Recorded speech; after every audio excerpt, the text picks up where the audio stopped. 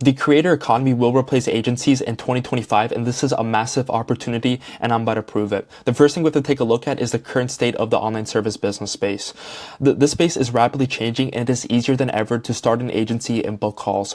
And basically, if you want to book calls, literally the only steps you have to do is to make an ad creative with a crazy guarantee saying you're going to book 30 appointments or you're going to get 10 clients or they don't have to pay, and you just literally run it on Facebook, and I promise you, you are going to book calls. And even though it is easier than ever to book calls, it is harder than ever to make money. How is this possible? The first reason is we are in a trust recession. And although you are able to book calls easier than ever, these are not the type of calls you want to be booking. These are people who don't know who you are. They don't have any trust in you. They're not bought into your process. So the likelihood of them buying is much lower. And the second thing is market sophistication. People are educated nowadays. Okay, so if you create a new sort of business model or you make a great, put a crazy guarantee in your offer, you can't bullshit anymore. People have been burned in the past. They've lost trust, and so they know around the ropes. And the third one is competition. It's so much easier starting an agency and book calls that it's insane levels of competition. If you can't stand out somehow, whether it's a unique mechanism or a personal brand, you're fucked. Simply to put it.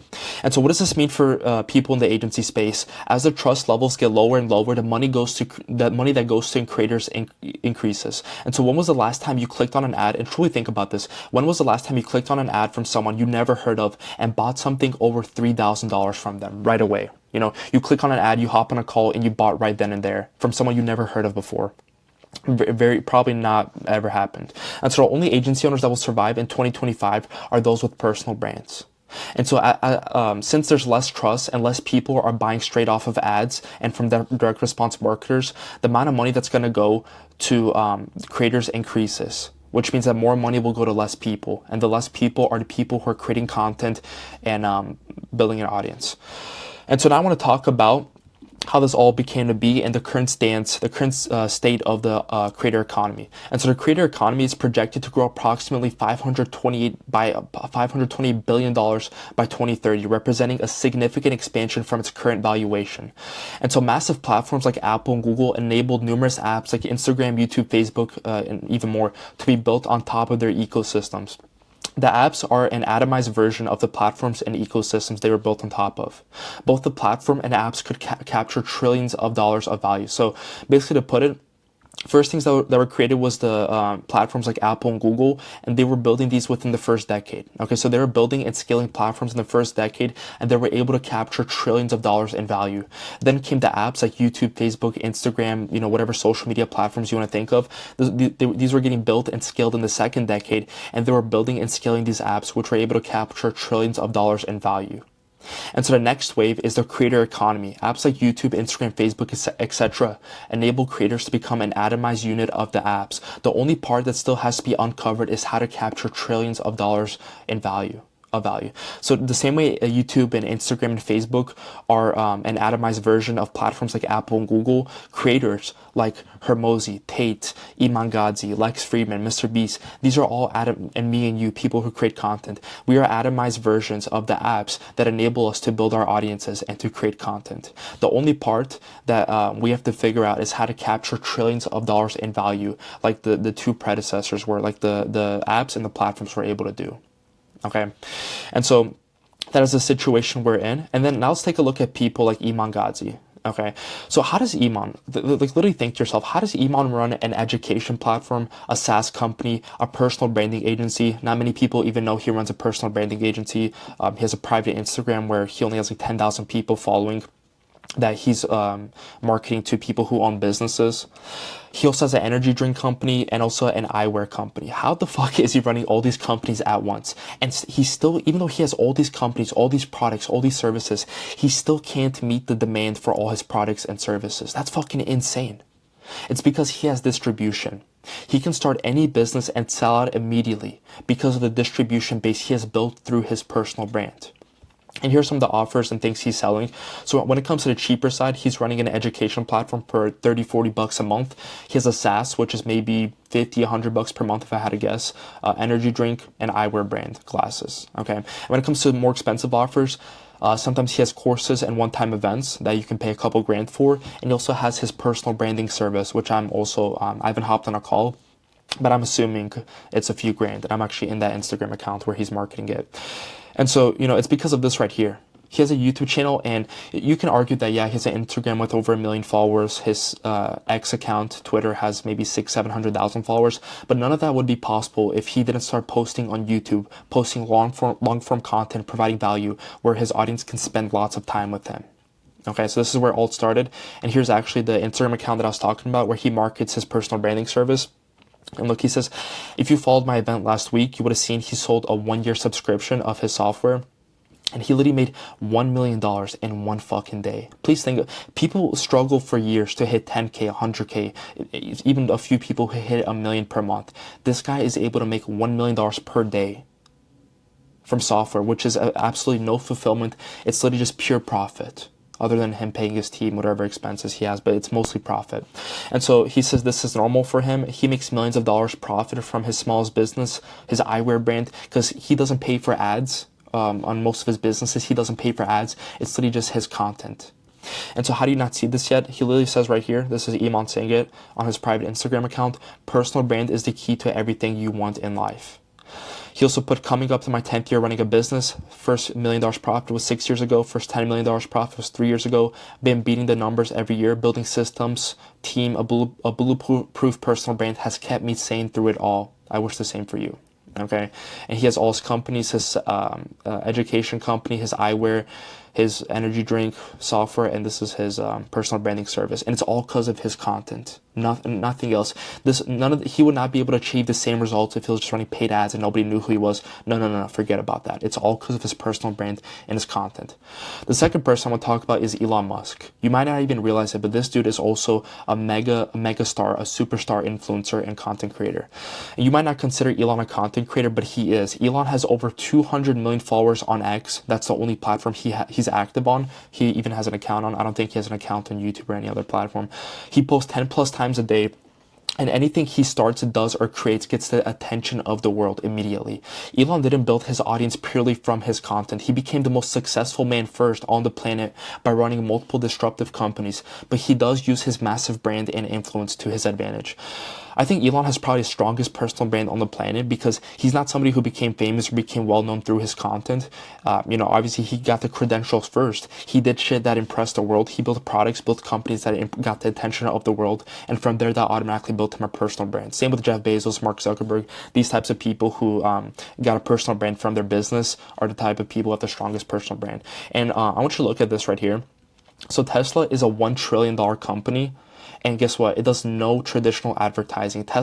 Elon said this, Tesla never spent a penny on any, paid ads or any TV ads, any sort of traditional advertising. It's mostly word of mouth from the product. First of all, you have to have an exceptional product. Word of mouth is the most powerful form of marketing. And second of all, Elon Musk's influence. So if you follow him on Twitter, you'll see any sort of event, any sort of big product unveiling they're hosting, Elon posts about it. Okay. And he has 200 million followers on Twitter, and as you can see, in 6 hours he easily gets close to 20 million impressions, which is fucking nuts. It's mind-blowing. Then obviously you have all his other companies that have amazing products. Truly the greatest engineer of our time. But I want you to take a look at this. Today he announced that he's going to be starting, he said, too many game studios that are owned by massive corporations. And so one of his companies, XAI, is going to start an AI game studio. And this is the most pure example of him marketing something, which I'm referring to. Within 8 hours, got 14 million impressions, and it's been hitting all over the news. It went trending on Twitter, and now everybody knows. More than ever, he could have invested in any paid ads or any marketing. More people know of him. He's going to start a gaming company, a gaming studio, just from him making this one post. He didn't run any ads, anything. No, he just made one Twitter post, and it's because of his massive audience and his massive personal brand. And so relying on paid attention in 2024, 2025 equals death. And I'm about to show you why. I want to talk about the law of diminishing returns as markets. And if you haven't noticed, if you haven't been running ads, CPMs, cost per leads, cost per millis, they're all fucking rising. Literally what I was talking about earlier in the first segment of this video, since there's so many people putting crazy guarantees, making crazy offers, everyone's running ads. All the ad costs are rising. Okay, paying for attention is becoming very expensive. And so the law of diminishing returns within the context of rising CPMs and CPLs, as market becomes saturated, rising cost per millis and cost per leads means you gain less value per ad dollar, illustrating the law of diminishing returns. So you might be putting in more money into ads, but your results, they're decreasing because the prices of the metrics are increasing. And so I want to talk about the quality of leads and eyeballs when it comes to ads versus content, paying for attention versus getting it for free. And there's a huge difference. And I'm about to show you firsthand from my personal experience. So just to illustrate for you, my video 2 weeks ago got 3.2 thousand views, 3.2K views. That's pretty good for me. And also to get the same amount of views, same amount of impressions, organic or through paid advertising, I would have to spend $277. And this is a campaign that I'm running that drives the traffic to the same place as the YouTube video, to my school community.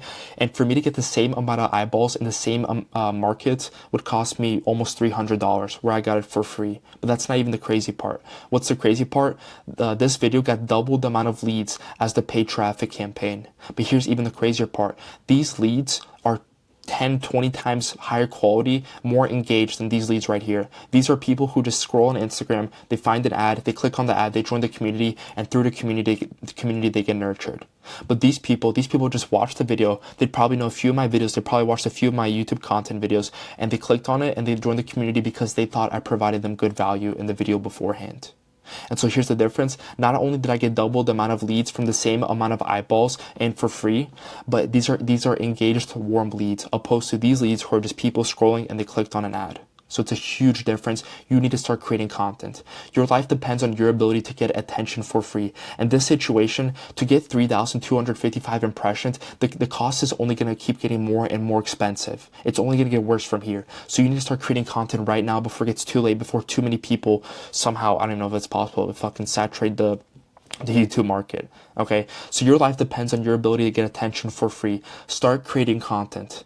But I want to talk about how to actually create content and how to, not more so, what type of transitions, what type of hooks, but how to structure your content so it gets in front of the right people, and how to scale your personal brand. And scale your personal brand with something called the Tesla model. And so when Elon was first building Tesla, they did not start with a low cost, high production car. Okay, they didn't start with a low ticket offer. Instead, they started with a high cost, lower production car, a high ticket offer. But why? The first reason is because scaling production is extremely hard. It is much easier to create a car that is more valuable and sell that to fewer people, opposed to the vice versa, which is creating a cheap car and selling it to more people. It's easier to do the opposite. And so selling a higher cost car, which was the Roadster, as Tesla's first product, boosted the status of the brand.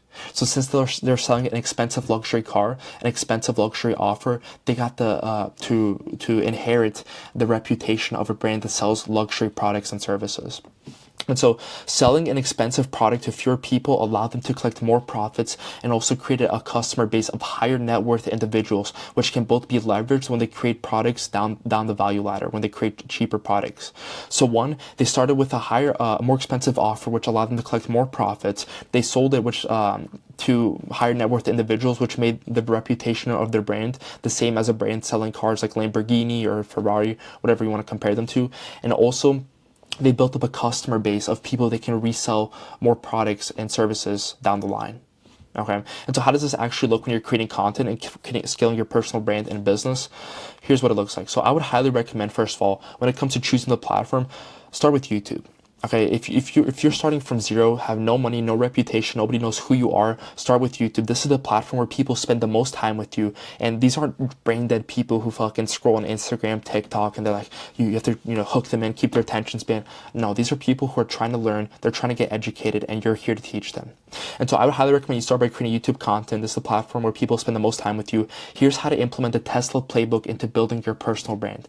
So for $0 to $1 million, literally the only content you should be creating is solve a specific problem in your content to a specific avatar. Don't look at how many views you're getting, because if you're creating content for, let's say, accountants, and you're solving specific problems for accountants, you might be getting 20, 30, 100 views, 1,000 views per video. In theory, that's not a lot of views, but also these are people who are watching it because you're solving the problem and you're providing more value to them.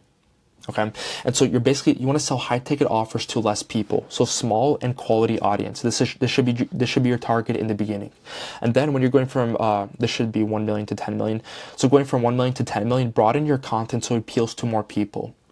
And so sell lower mid-ticket offers to more people, a bigger audience, okay? Because you want to grow your audience and you want to sell an offer that's, basically the way you should put it, you should frame it in your mind, or I heard Hermosi say this was really good: sell unique, sticky, expensive air.